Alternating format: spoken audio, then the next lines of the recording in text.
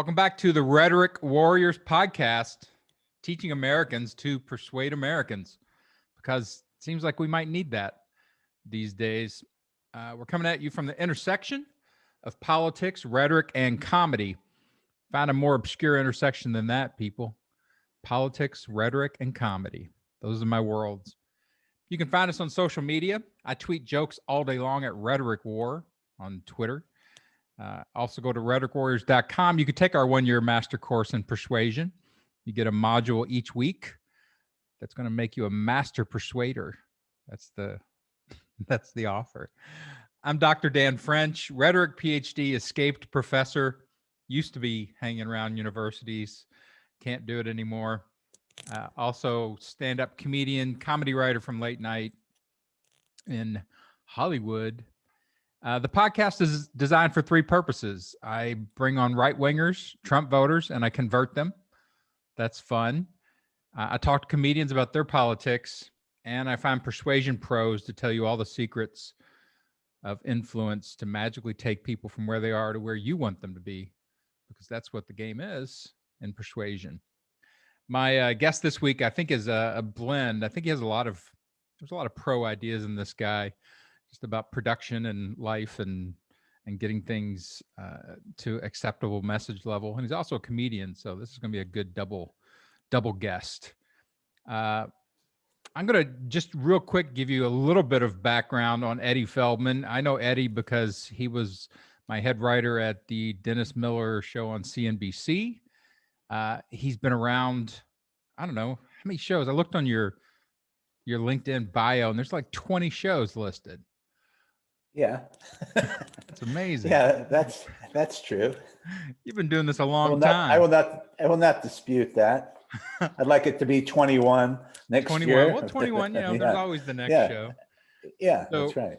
Universal showrunner, great comedy guy, 5-time Emmy winner. Everybody welcome Eddie Feldmann. Eddie. Nice to be here. I'm good. Very good. Good to see you, Dan. He also lives in paradise, and he taunts me with that all the time. Just because I am able in a short drive to see water upsets Dan, knowing that I have an escape route somewhere. I think you're underselling what you can have a short drive to actually see. It's not just like water. It's not a puddle. It's island, it's bridges. It's the view of San Francisco skyline, the bay. It's pretty cool. Yeah, you live in postcard land. Yeah, exactly. Yeah, and in fact, my Christmas card was something I took and then built together on Keynote this year, which was good. So run your background just a little bit. You started as a stand-up in New York, is that right? Well, actually, my first career working in my parents' delicatessen in the Hudson Valley. That's Really? where I got many skills there of being in front of people, and it was called Eddie's Delicatessen. So my name was up in lights since I was 1. So I wanted to pursue that. So that's how I started in front of people, and I look back and kind of got comfortable because I was waiting on people and talking to them, and who came through delis. Yeah. You know Jeff Applehoff? Right. I do. I know who he is. Yes. His family was in the deli business. Oh, I didn't realize that. So I have to compare. So I started there. From there, I went in, I have a degree in criminal justice. So I used to work with delinquent kids and a caseworker, and then emotionally disturbed kids. And that was a natural, Drew Carey said after that, it was a lateral move into comedy from working with emotionally disturbed kids, which is true. Yeah, because I noticed well, you know what?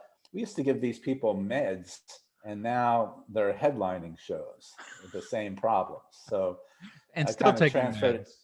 And still taking meds, and although not prescribed, and and then so then I got into stand-up after I talked my way into getting laid off from my social services job, so that I could go back and forth from where I was living up in Northampton, Massachusetts, to New York City to audition, at the comedy clubs. Cool. So you talked your way out of that just by being a comedian. Is that what you're saying?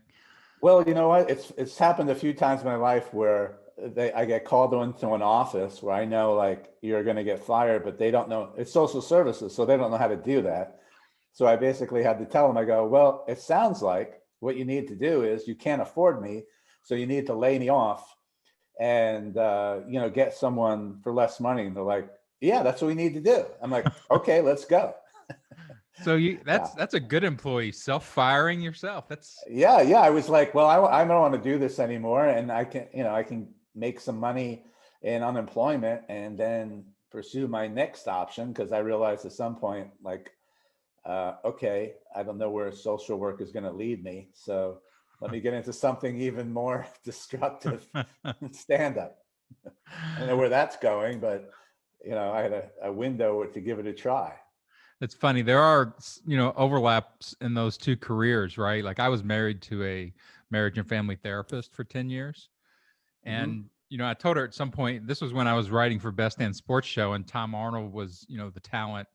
And she was running a really like a support group for really old Jews, survivors of the Holocaust. And I'm like, we are literally the mask of comedy and tragedy right now. Yeah, yeah, I'll say. Same materials, but just Mhm. completely different directions. Yeah, yeah. Yeah, no, you know what? I really do credit my two earliest job experiences working in my parents' deli, organized, very, you have to be prepared for the lunch rushes, which I always looked at as like, okay, that's a show. You have to get ready. And then dealing with very entertaining yet odd people of emotionally disturbed kids was really dealing with fellow comedians and, other people in the show business. So it That's was a awesome. good, yeah. Do you know Jason Galern, comic there in LA? You ever met Jason? No, I don't. No. He has a second career and he's done it forever where he teaches. LA has a second school system basically for the gang members and all the problem Uh, kids. There's so many of them that they really run two school systems, and he's taught in the second one for a long oh, time. And just great stories about a full class full of the kids of gang members, and the way they approach education very different than the way the mainstream approaches education. yeah, no, there's a good, you learn as much as you teach when you're working with kids that have been, are in this, as they say, in the system, In the system. in Yeah, the aren't we system. all in the Yeah. system? Some way. So okay, so got in, started doing stand up in New York. Yeah. So actually, what was weird was, I kind of got introduced to it when I was in Massachusetts. There was a comedy club just outside of UMass.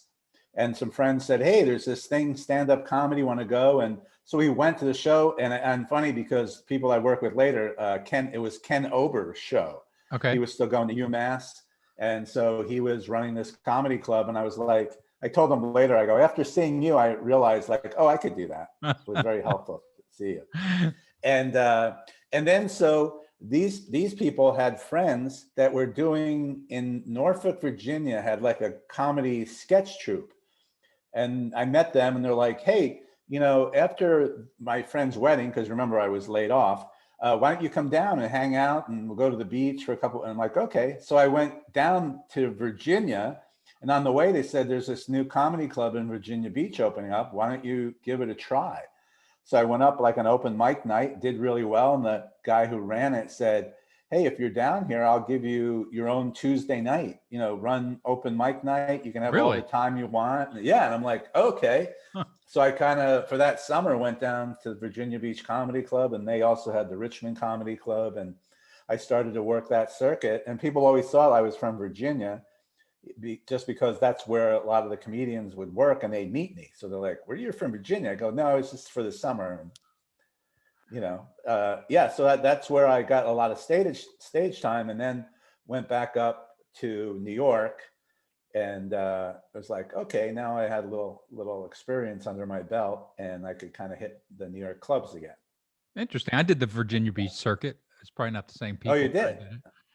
There was the Thurgood Yeah. Inn. Do you remember that? Do you ever? Thurgood Inn. Yep. Yeah, that's the one. Mike, the guy was the owner of that, There and was a guy big Greek Dane, guy. wasn't he? He was a Navy SEAL that owned that place at one He point. There could have been. Yeah, I mean, Mike was the first, because it wasn't a Howard Johnson's. That's where Yeah. it first opened. And then after Howard Johnson's, it moved to the Thorogood Inn, this place, and that guy Mike ran it. The April Pasquarella was the booking agent.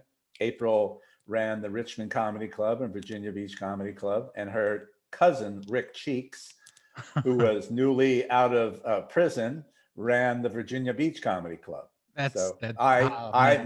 once again, my experience with delinquent kids came in handy, because they're now I used to go with, when he visited his parole officer, I would come along I think you to have tell the hit parole on officer. something there for comedy training. Yeah, So that's you want to it. run a That's my show? school. Uh-huh. Yeah. So it really was like it really was like get in with the mob guy. That's really the lesson. Yeah, you've got to be able to deal with some of that element, like especially back in the '80s when comedy was just everywhere, and it took nothing to open up a club and make it work. Everybody came in and ran a club, so you were going to run into everything, right? Yeah. Oh yeah, you did. You definitely, depending where you went. And at that time, you never knew, like, okay, what was this before? Last week it was this week we're doing comedy, and you're like, okay, all right, whatever. We Right. get paid, right? Yeah, that is Yeah. the you can tell like a real stand-up, because that's that phrase of okay, yeah, whatever. Yeah. That's the pro stand-up. It's like, nah, you got a microphone, right? And I get paid. Yeah. No, I remember it, there's times when you're like, they bring you into a room and you're like, okay, where's the stage? Like, oh, we don't have a stage. You just stand on this step, and then there's a dim light, and then you're in a microphone and people are walking by you, and they're like, who's that guy? And you're like, yeah. And they're like, hey, I wonder why it didn't go well. It's like, they don't know there's a show. It's usually a rule of show business. Yeah. Make sure the audience knows why they're there. Yeah, you should turn off the TVs during the set. I remember giving out that advice once. Well, but it's the World Series, they like, well, then you Yeah. shouldn't be scheduling Yeah. comedy during the World Series. Right. Yeah. I just saw a YouTube video. I was looking at for who was it? Leslie West just passed away from Mountain, and so I actually was like, oh yeah, and looked him up on YouTube, and funny, he popped up, and then there was like underneath it there was this 21-year-old blues guitarist from New Orleans named Kingfish, and I'm like, I checked him out, and he's amazing. But they have the YouTube performance is sure enough at some club, and then there's a New Orleans game on the background. They're like, yeah, we're not giving that up. So it's like, oh, I've been there. Yeah. Yeah. Well, you better be a good blues guitarist. You're going to call yourself Kingfish and play in New Orleans. Oh yeah, he's 21. He's like this unbelievable. I would look him up. He does this rendition of Hey Joe that, he's old beyond his years. He's great. Yeah, sounds like it. Again, if you're going to take on Hey Joe, you better be able to play the guitar. Oh yeah. Yeah, I'll send it to you when we're done. You'll love it. Okay, cool. Like it. So let's move you into more current day. So I've known you as a showrunner forever. So tell us about how you got into that career, because I think my stuff is about rhetoric, which is designed persuasion, right? So it's all about how much more effective you are if you actually know how to put things together before the moment they occur. And that's your job. That's your whole universe, right? Well, your job is, and this has happened a few times in show business, and I've said it, where you know more than your boss. So you basically have an intern for a boss, because one day you're explaining to them how things work, and the next day they give you notes on what you've explained to them. So I've had that several times. So, people haven't come through a creative show structure. They've just been imposed on top of it. Well, and also because talk shows late night, when you watch the great ones, it looks pretty easy, but also there's not an infrastructure. Whereas a sitcom, is like, okay, we start with a premise, we write a script, we agree on the script, we cast it, we rewrite it, we shoot it, we edit it. For a late night show or a talk show type of thing, it's more like somebody pulls up in an empty lot and dumps off every material you need for a house, but with no directions. And your job is like, hey, you have 6 weeks, we need the house. And then Right. that's what you need to do. Is like, well, where is it? It's like, I don't know. There's your guy. Let's go.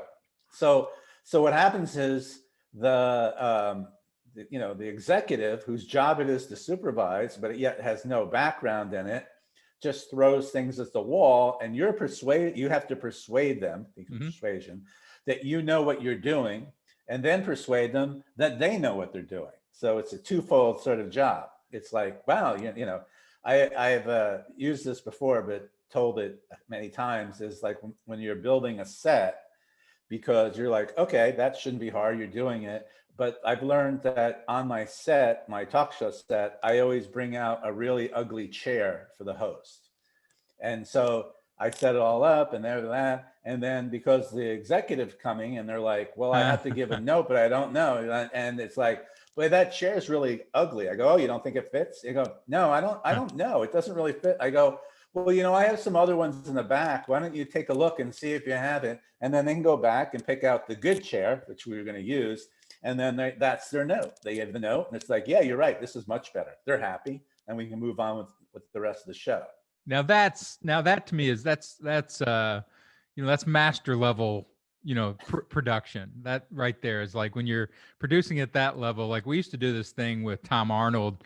We would close every show with 5 things you wouldn't say to some professional athlete, right?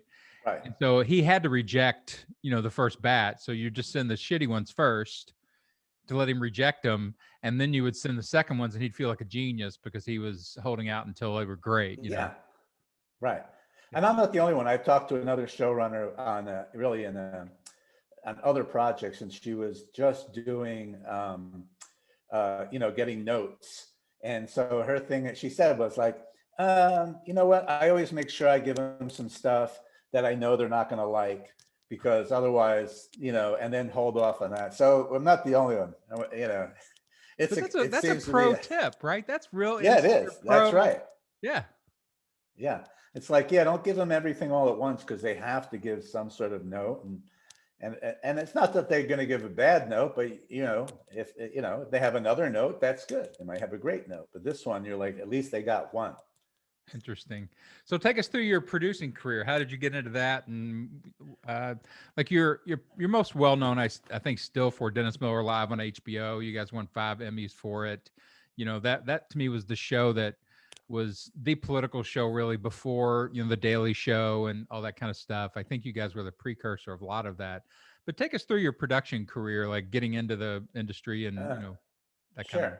Well, so how I first got my writing job was I had met Dennis really the first night he auditioned for Letterman at Catch a Rising Star. We didn't know each other. I was at the bar and he was like, said to me, he goes, hey, are you a comic? I'm like, yeah. He goes, hey, I'm auditioning for Letterman tonight. Can you come in and watch? I'd like to know how you think I did. I'm like, yeah, sure. Really? So I went in, he killed. It was like unbelievable. It was great, 5-6 minutes, and came out and he was like, well, what do you think? I go, hey, I'd give you the show. It was unbelievable. Great. He goes, yeah, I thought I did really well and things. So I hadn't, that's when I first met him. I didn't see him again till after Saturday Night Live. And we ended up, somebody booked me. He had a couple of colleges and they were like, hey, do you want to open for Dennis? I'm like, yeah, I met him a long time ago. So we did a couple of those dates. We really hit it off as friends, and he liked, what I was doing. I was pretty clean, and I set him up well.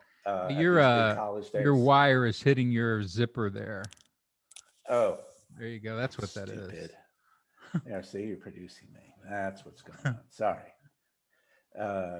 So anyway, let me know if I think I fixed it. But so anyway, he said to me while we're working at this college, he goes, I have this late night show coming up. He goes, I have all my writers, but if you want, I'll pay you and you can send stuff in every day from New York. And I'm like, yeah, because I was pretty busy then with stand up and doing a bunch of colleges. So I did that, and I was noticing that in 2 weeks ago, hey, I seem to get quite a bit of stuff on.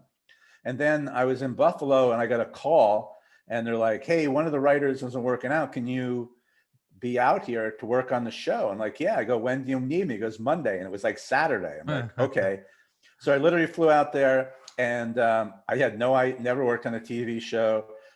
Did that 6 months. That show got canceled, and then did a couple more Was things that with his him. show on, was it network? Was that a network It show? was a Tribune. It was syndicated. Okay. They were trying to do, was he going to be that was when they're looking for the next Johnny Carson. Sure. Yeah. And and it was like, okay, well, if you knew Dennis, it wasn't seem like it's completely different. Okay, not the Midwestern sensibilities or okay. Right. And then, after 6 months, that show got canceled.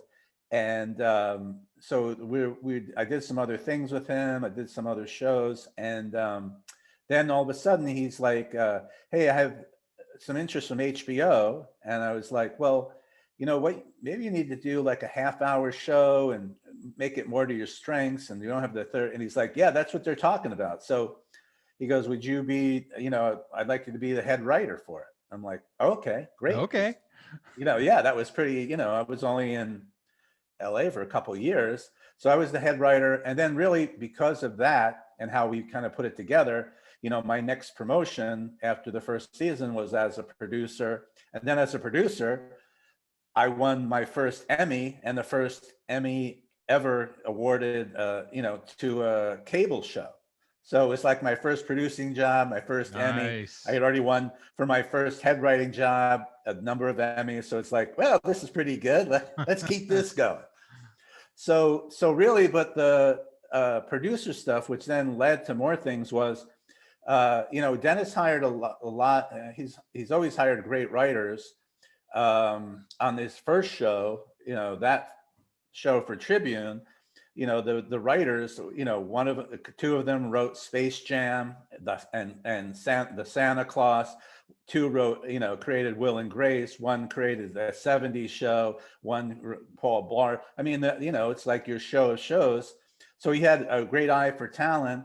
In the second show, I kind of brought more, instead of stand-ups, which he favored, stand-ups, but writers stand-ups. Right. People who were more like, hey, these are really good writers. That's what they want to be. They don't want to necessarily always be the star of the show. They're okay. So I kind of rejiggered it and a little bit with as some of the other writers left. And I think that made a difference because it just kind of moved it up to the next level.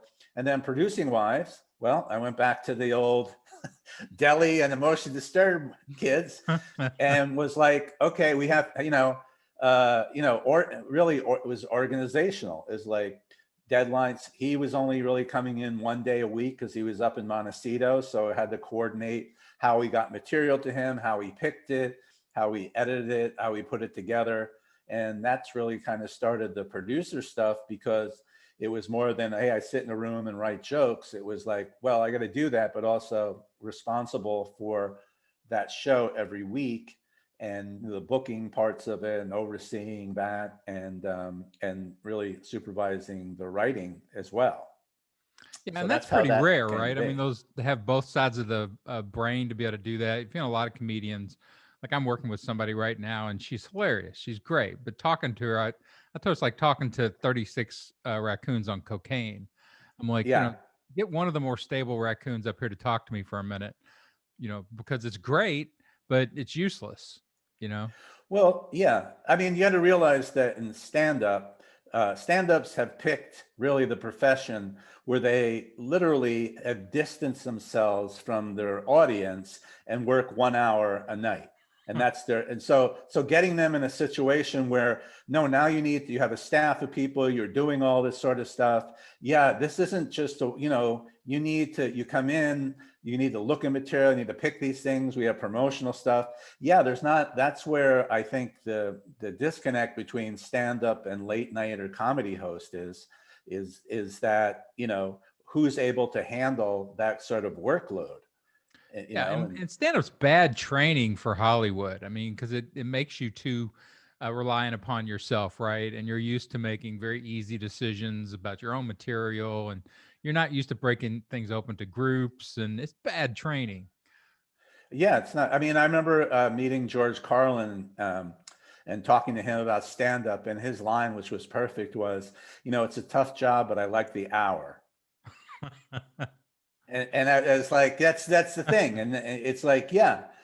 So, he was, obviously brilliant, but yeah, it's not just hey, I have an 8:30 spot, so I come in at 8:25 at the Improv and then I go home. It's like, well, no, you're kind of responsible for building the building, who else is on the show, promoting the show at the end of the show and greeting people. And if you're, not that guy. I mean, that's why the HBO show for Dennis was perfect, because one guest, it really played to his strengths.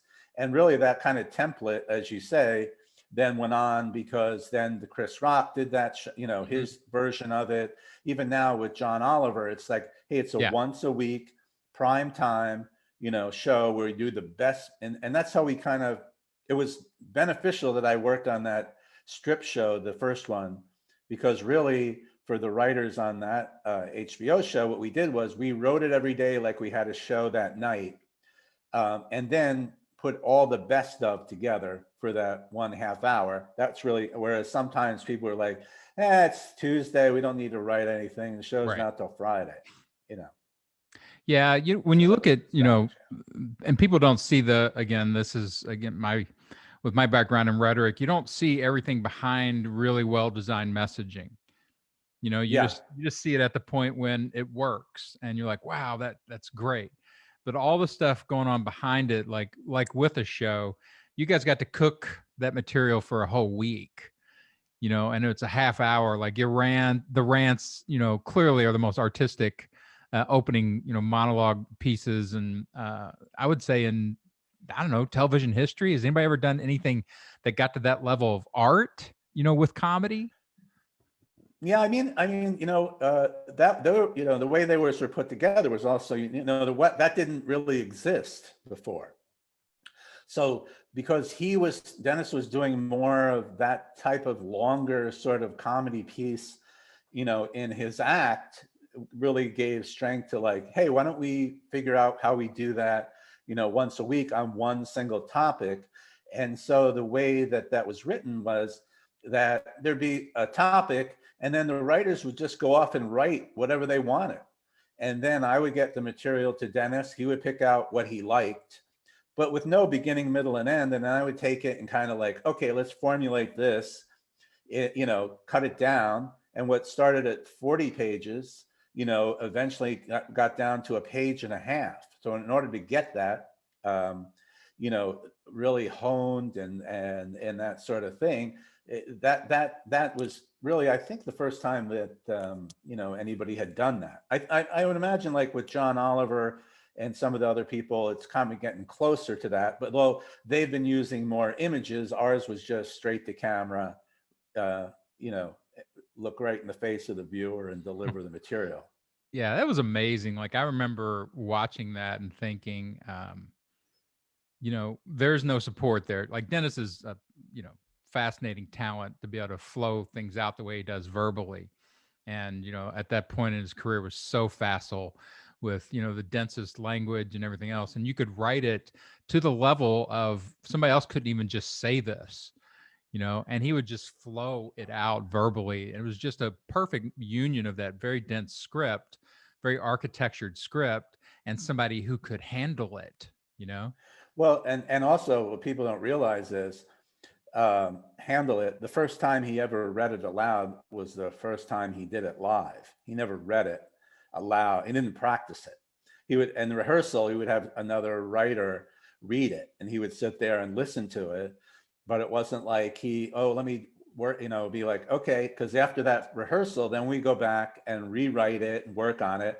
It would go into the teleprompter, and he was able to deliver it like it was so natural. He always said, that's my little trick, because if I couldn't do that, I wouldn't have a career. And it's like, no, you're right, because we've tried it with other people, and if it's stilted or they can't do it, it doesn't work. It doesn't have that free flow of almost like a boxer, hitting a bag that he was able to do. And I think, when we wrote together, or when you were the head writer at the CNBC version of Dennis's show, we did one of those, what was it, Cut to the Chase?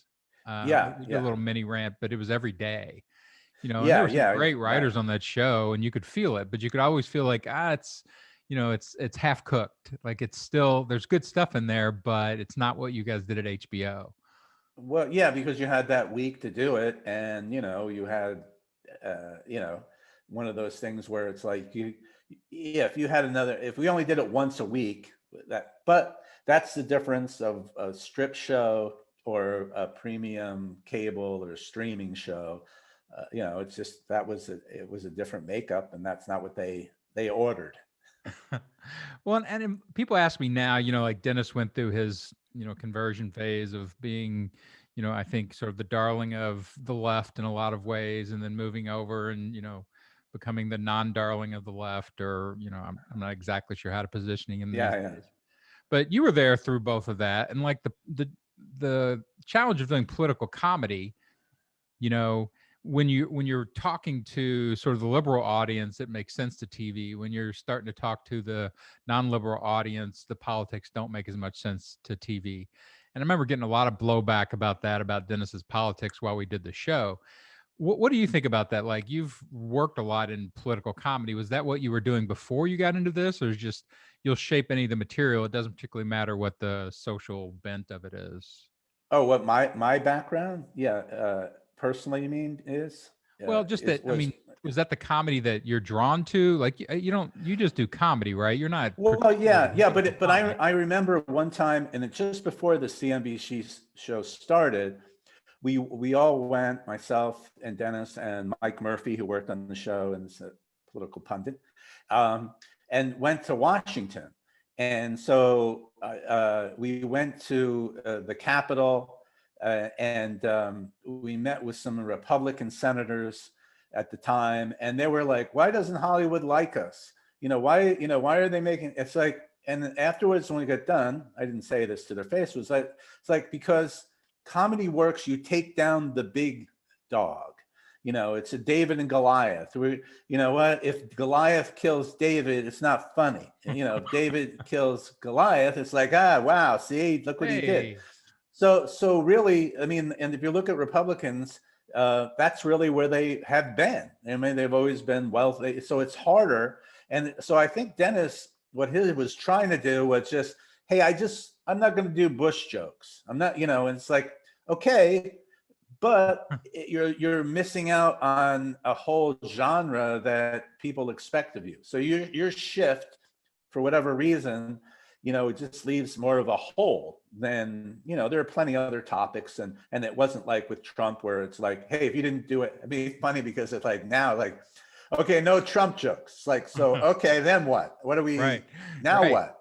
Yeah, because that's, so I think that was always, but yeah, I mean, it's hard to go from when you are, take the left or right, whatever you call it, is like you're taking down the big dog. That's where one of the bones of comedy is. And if you're eliminating that, it just, makes it harder to be funny, unless you're in a completely different, mode. It's like, hey, I do impressions type of thing.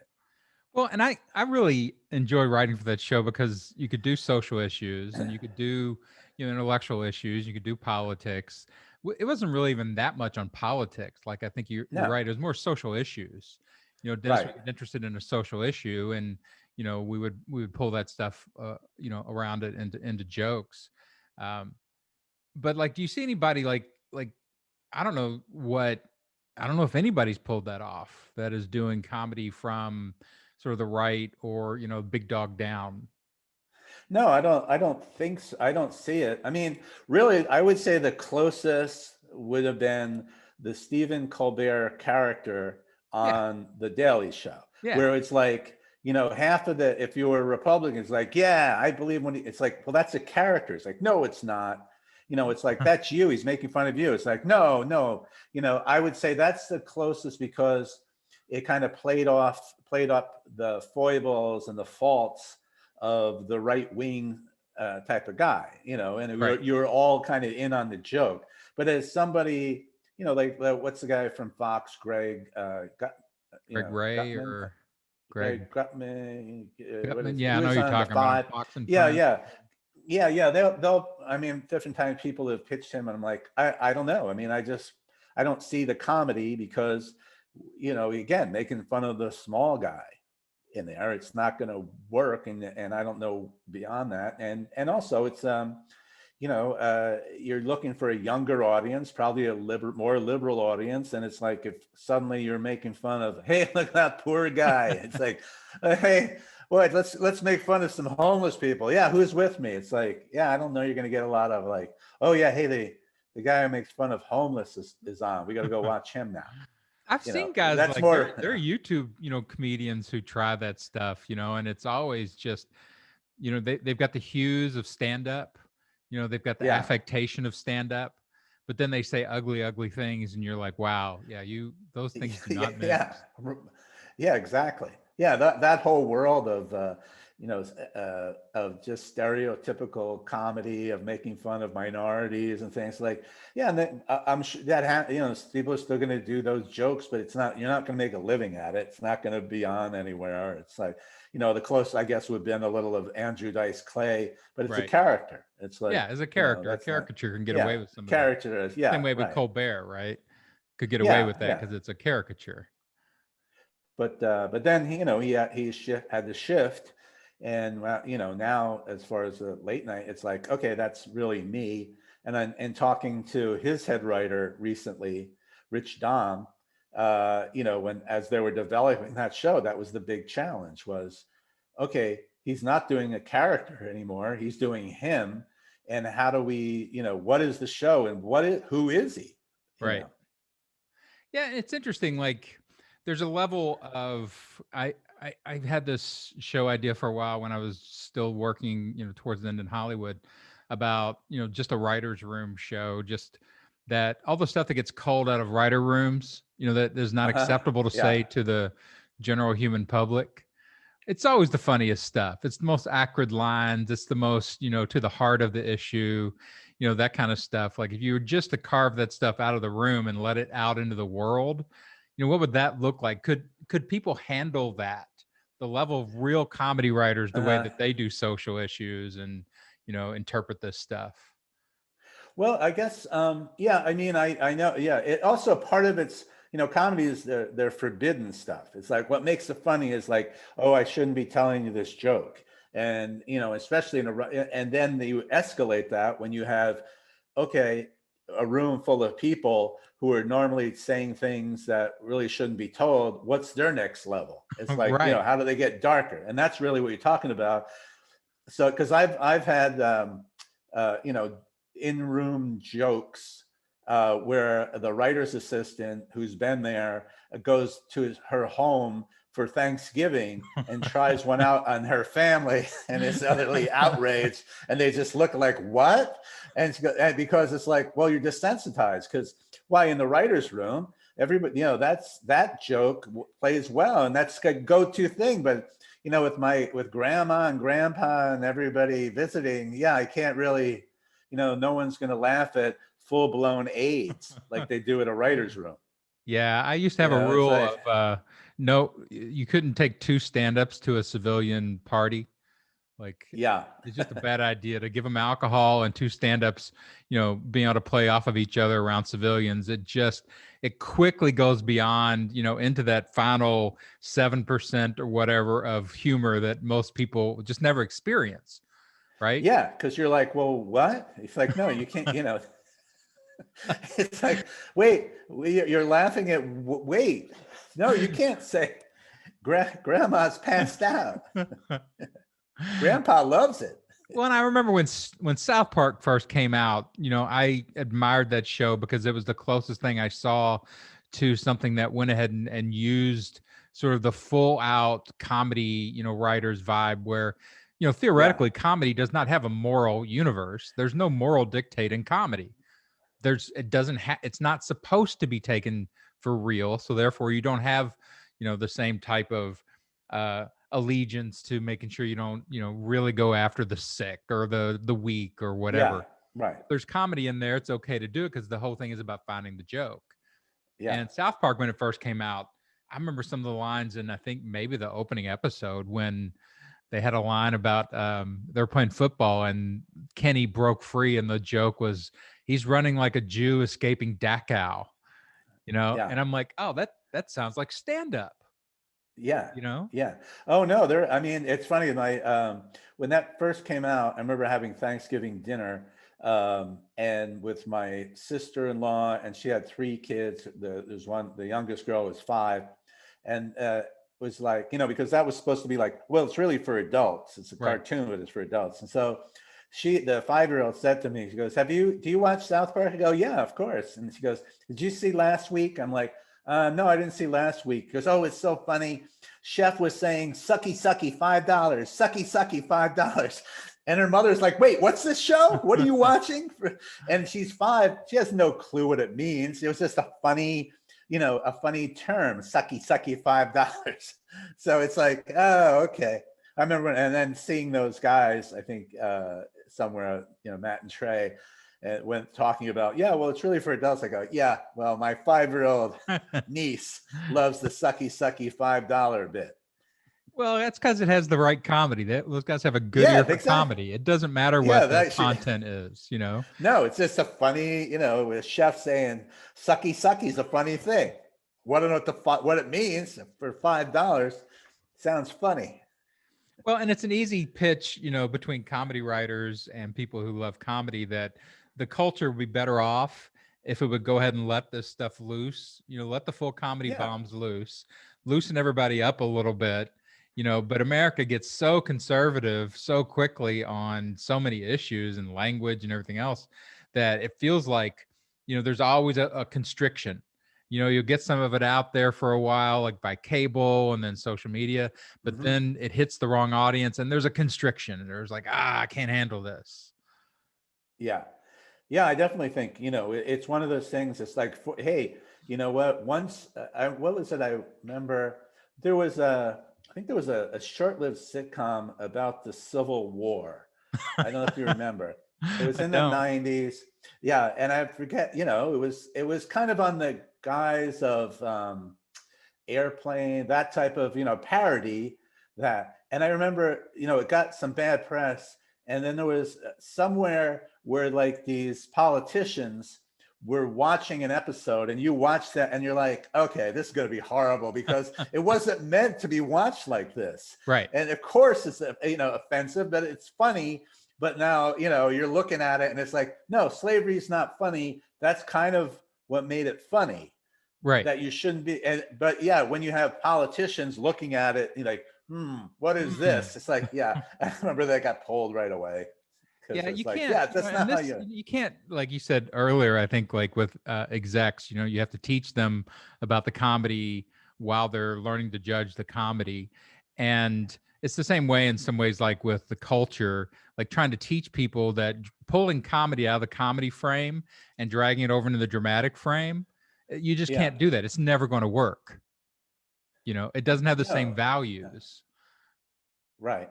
Right. It's meant to be, meant to be looked at in a certain way. It's like a difference, a long time ago in vaudeville, the drunk act, hilarious thing. Like, oh, the drunk, and like, if you say now that would never happen, but even looking back at it, you're like, oh, it's like, yeah, because we understand that there's, drunk driving, what they do. That wasn't the purpose. The purpose was, we all know the guy who's tipsy and, Foster Brooks guy and all that. But at the time it was acceptable. Now you can't watch an old movie. Like I watched The Quiet Man recently. You can't watch an old movie without there being a drunk comic relief character. No, there's always that guy. Yeah. My favorite year based on a drunk guy, it's like, whatever, that was acceptable. And for some reason we, I know why eventually it was like, well, no, you can't have the drunk guy in there. Well, I remember when Chappelle brought crack. He had his crack addict, character that he would do. And I remember like that sort of, arresting my brain for a minute, that, oh, he's going down into other subcultures and doing the same thing and pulling things up that, white middle-class America has not seen as a comic character ever, Right. Yeah. Yeah. Well, then really that's what comedy does, is take something an observation, whether it's an impression of one or a commentary of one, it's like you make fun of what you know. If you're hanging around crack addicts, you're like, yeah, I see the humor in them and I see the humanity, and that's what I'm bringing out. Pryor did it with his, drink, his drunk character and that, because that's what he saw. Right. That's what he lived. So, Yeah, and when they go and they but try to yeah, find the social value of comedy, it always bugs me. They're like, "Well, it's teaching people about this," and so I'm like, "That's not its purpose. Is yeah, it funny? And that's the yeah. end of it. It can be pulled over and made to do these other things partially, but it's just about for comedians and people who have that sensibility. Is there funny energy in that? Yeah, does it make you laugh? And it can be, as your title said, it can be persuasive, as that's always been that a better way than to be like shaking someone's finger. It's like, here, I'm going to show you the comedy part of this and I'll persuade you because you're laughing at it. And that's how I get you to see, whether it's an overstatement or whether a parody. And it's like, oh, I get a better view of it. Yeah, you're right. Now I'm able to see it in a different light. Well, and I would like to see like comedy, is kept over away from politics. It has its own world, like late night. They talk about the politicians, and it's definitely fodder for over there, but it's never let into politics. Like the White House Correspondents' Dinner, they do a little bit, and supposedly that Yeah. was when Obama did routine written for him by stand-ups or comedy writers and took shots at Trump. That was one of the triggers for Trump of, oh, I'm going to Yeah. actually go into politics now. Right. But it's so rare that you bring real comedy over into politics. And I've made this argument for a while. Like if you just did a debate, a presidential debate, and let it be run by a couple of, really good shock comics like Dave Attell or, Chappelle or somebody, you would instantly know who to vote for across the board for everybody. You get more Right. truth than politics has ever had, in its entire history. Right. Well, yeah, and although that's what it's interesting. There are some politicians who can deliver comment, like Obama was He was unbelievable with okay, a right? joke. He could, he Yeah, could yeah, probably yeah. really I mean, you know what? To be able to deliver that sort of thing, McCain, liked it. I wrote some stuff for him, kind of, to help him a little bit. Yeah, I remember he came But to the show you like, once, right? At yeah, he CNBC. came to the show. Yeah. So what happened was Mike. I was actually in Las Vegas with Mike Murphy on a little junket, hanging out, and It's when McCain was, thinking of running for the presidency, but everybody was like, "Well, what about being vice president?" And so Mike said to me, he goes, that really pisses McCain off. I go, it does? He goes, yeah. He goes, he got temper. And they always ask that, and he always gets mad at him. And it's like, it's not good for him. He goes, Right. need like a joke or something when they ask. And that, so I was like, why doesn't he say when they ask, hey, would you consider being vice president? He should say something like, well, I think my history as a POW, and I don't want to spend another 4 years in the dark. Yeah. And so Perfect. Mike Yeah. was There you like, go. "Oh, Perfect. that's great." And so he gave it to McCain, and McCain was, he used it even when he was, and so he signed a book to me, and Senator McCain did, and things. But it was like, hey, that's a good example of take something and what would get you mad, but find a funny part to it that you can then play it off, and then people like you because it's like, oh, he answered in a funny way. Yeah. Not everybody can do that. And I watched, Hillary Clinton could have won that election if she could have delivered a joke. If she could have delivered a good zinger, at Yeah, Trump, she could have yeah, won that election. It would have changed everything.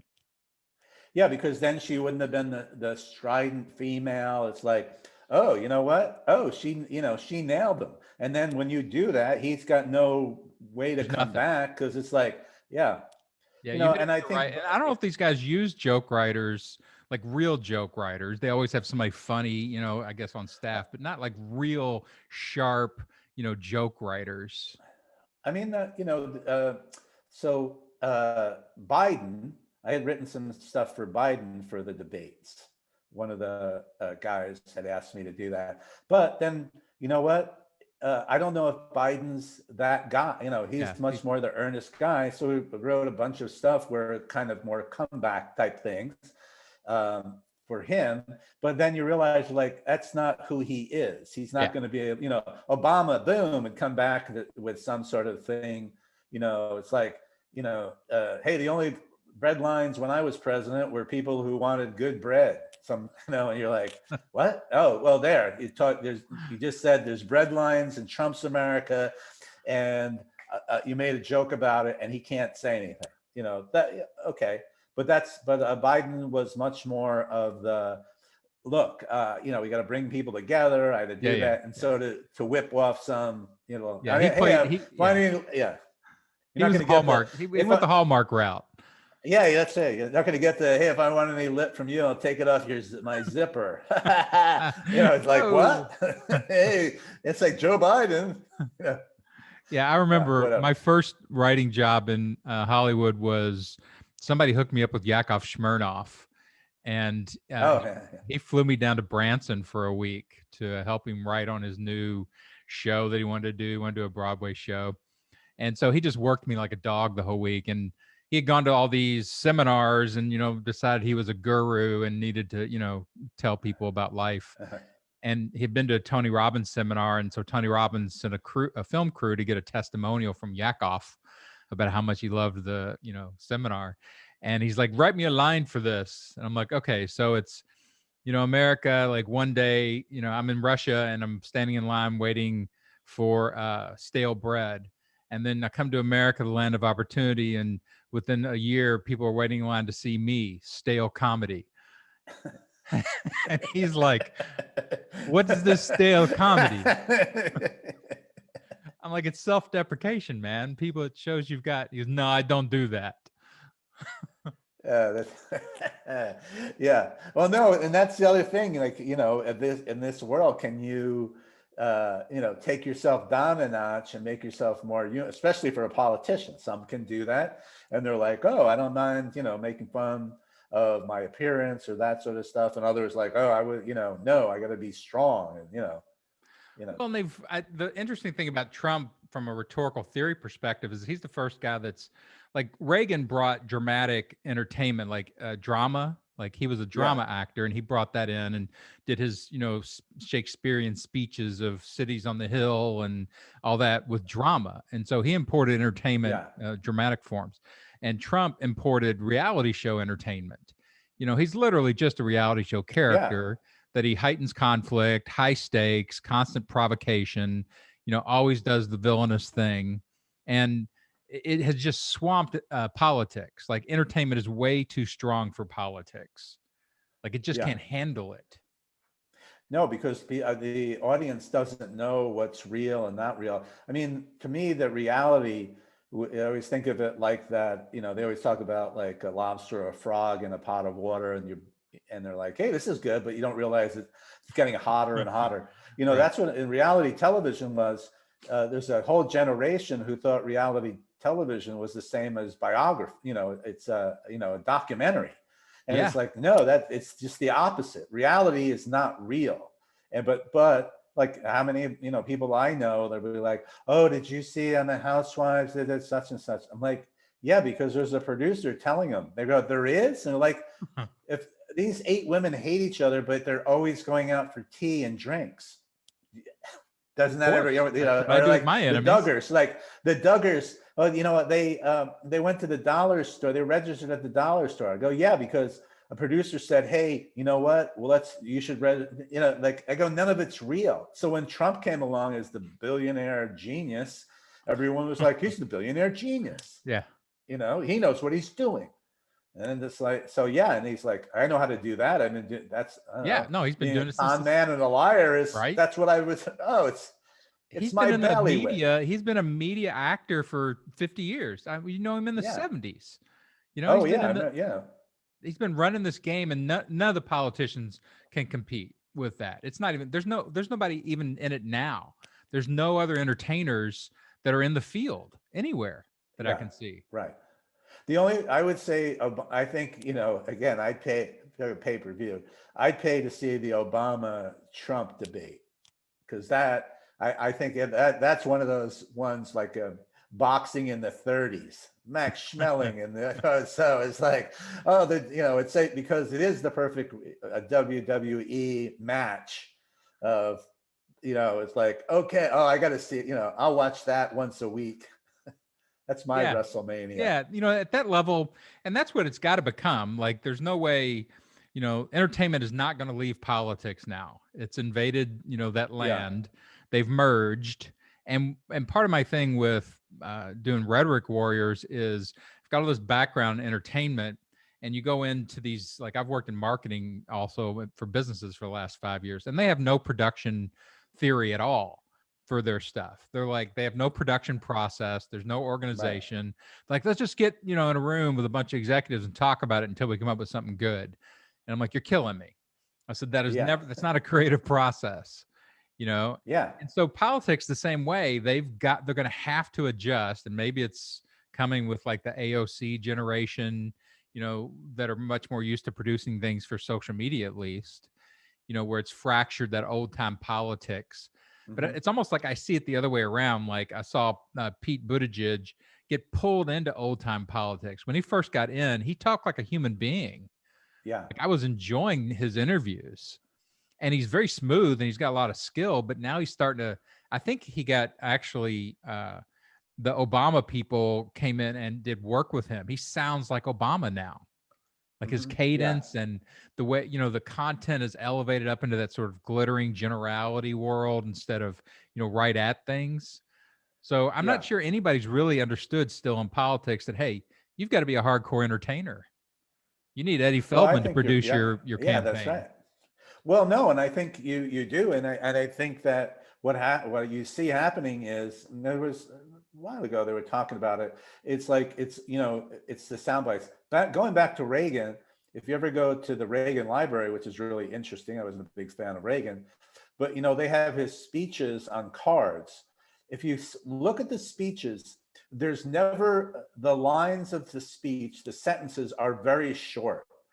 That's really was the secret. It wasn't a long run-on sort of thing. It was very short, maybe 10 words in each sentence that you got the point across. He could just say it in a breath. And you realize, like, oh, that was the genius of how to get this across. It wasn't like long, like a Dennis Miller rant.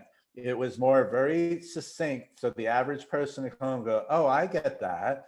And then on to the next one. And I think, what we see now is, when we see politicians on these shows is, oh, I have to get my point across. I need this. I need, what's the sound bite that's going to play? And that's what I think Trump did all the time was, okay, what's the abject horror that, these people are going to put out there for me? So I need to get a nice short little sound bite of something that people will piss people off, because that's what will get me the press. Yeah. And like I said, he's been trained to be a villain in reality show, and that, you're hitting your metal thing again there. Oh, sorry. That, if you watch like the Housewives and, all the reality shows, there's always the craziest one, who causes trouble for everybody on The Bachelor or whatever, and they all hate him, but they all talk about him the whole time. And it's because they do the most heinous things. They say the most hateful things. And, that is reality show entertainment. And like, if you need that person to make that show work, it's just, again, Trump broke into politics and just, it's like an invasive species to me. Like, this has never been seen in politics. You saw it kind of in the past, like with George Wallace, from Alabama, did it for a while with just pure hateful racism. But they can't play that card as cleanly anymore. It's got to be hidden, but it's still that provocateur politician.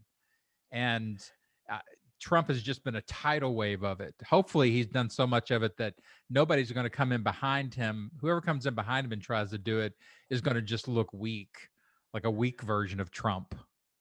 Yeah, I don't see, they talk about his kids and things, but it's like, sorry, you're not, Mussolini's kid didn't like take the cause up after that. Like, Mussolini Jr.'s here. Woo! It's like, Stalin Jr. Okay, everybody. Now let's, his father killed 4 million people. What's Stalin Jr. going to do? Okay, I don't know. I really want to be, I don't want to be that guy. See, So when you yeah, I mix don't good see it. entertainment with good politics, you get good comedy. Yeah, yeah. References that people don't know. Stalin who? Stalin. Who?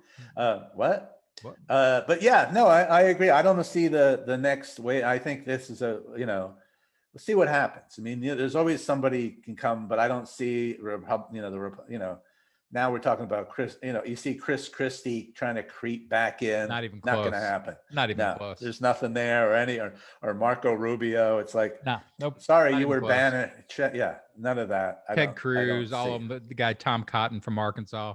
He's the only guy that I've seen. It's got a little bit of he's got a little bit of pop with script, and he's a little more articulate than these other guys. But there's nobody like Trump. Like they had to go into entertainment to pull him out, so they're gonna have to Yeah. do something like that again. Like The Rock. Isn't The Rock kind of a right wing guy? No, actually, he was for Biden, I believe. Was he?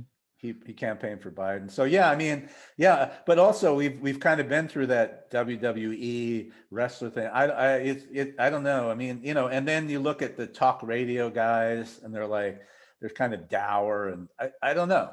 I'm not sure what the next wave of uselessness and will be. I mean, if I was producing it like from the left, and I'm a lefty, at my heart, just because I think it's a more fun country to live in. I think it's more comedy friendly to be left than right, and I typically vote for the person that's the funniest. And like I would just go and grab Hanks or some guy like that, and just bring them over for the left, and they'd do fine. Tom Hanks would do perfectly fine. Oh yeah, I mean, because he would know. It's kind of that Jimmy Stewart, Yeah, every man type of thing, and it might be hard, especially because politics is such a cyclical sort of thing. Well, we had the ogre with Trump, and it's right. like, how'd that work out? 400,000 dead. Nobody, it's like, yeah, eventually, everyone's in jail. And like, yeah, you want another one of those? Nah, you'd have to kind of come We at need a it nice from a guy different for a set while. of, yeah, the nice guy for a while. And then, then until they can kind of build up like, oh, don't you hate that? So nice. Yeah. Nobody died. No kids in cages. You know what? That was He wants to boring. take, yeah. Well, we played they're going to take your guns, and when they didn't take any, what can we do? What's next? Yeah, it does counter program itself every time. And that's partly because whatever gets to the top of the mountain then becomes the target of everything else. So they figure out how to deconstruct it and take it Yeah. down. Right. When you get that many enemies firing at you, they're going to find your vulnerabilities and bring you down. Right. Well, that's why I think they were stumped with Biden, because we're like, nothing's sticking. He's in a basement. Wait, it's like, yeah, well, there's a disease. You can't. Well, all right, but how about he wore a mask? Yeah, you're supposed to wear a mask. Oh, yeah, okay. Yeah, what about his son? Yes. I'm like, what? Yeah. Well, it's funny. When people look back and you're like, that's what friends with people I grew up with who are Trump fans. I'm like, I just, first of all, he's completely opposite of what I grew up with, and I grew up with you. So, and then, the Giuliani in front of the Four Seasons landscaping. I'm like, come on, are you kidding me? Come on, yeah, it can't drop that low. I know. It's like, that's where you're still, but I think he has hit on, again, the fear thing. Oh, they're going to come in your suburbs. Who? I can't tell you, but who going to come in. And they're going to do this, and it's like, yeah, it's he's played that card, and it works with certain people.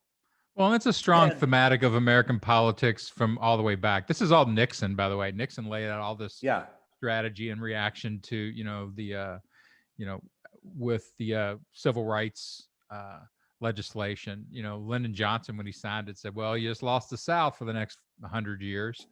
And Nixon came in behind that. It's like, hey, all these people are disenfranchised from their hate. Guess what? Let's just give them a little hate here and there, and we'll get them. Yeah. And they're still doing the same thing. It's the same. And now we have Fox able to echo that. They never had that before, where it's like, and that's what I see. People say, "Oh, they're stupid." I'm like, no, people are just ill-informed, because where they're getting the information is really false. but they've been told that the real information is false, Right. and to go to this place, which we know is false. But and so yeah, they've set that up nicely. Because it's funny, once you, even on Facebook, if you put like there was a guy that I know, and he had talked about something about Facebook, and it was like, well, Facebook was created to bring people together. And I was like, well, no, it was built to rate women, attractive women. And then there was all this other stuff, that had nothing to do with bringing people together. And so I just printed that part out. It's like, somehow, wait, where did you get that was created that way? Because that's not the truth. And then they go away because it's like, oh, I don't know, I heard that somewhere. Yeah. Yeah. No, it's like, well, it's a mess. Like, and I'm glad that I don't work, just in academics anymore. I was a professor for 2 decades. And at the end there, like the last 5 years or so, the students were just coming in so not just unprepared, but, anti-prepared. They not only were ignorant and misinformed, but they were antagonistic about, changing that. Like they literally would turn on you as a professor. I taught at an all Presbyterian female college in North Carolina. And they, what was that called? Huh? What was it called? I may have played there. Peace College in Raleigh, North Carolina.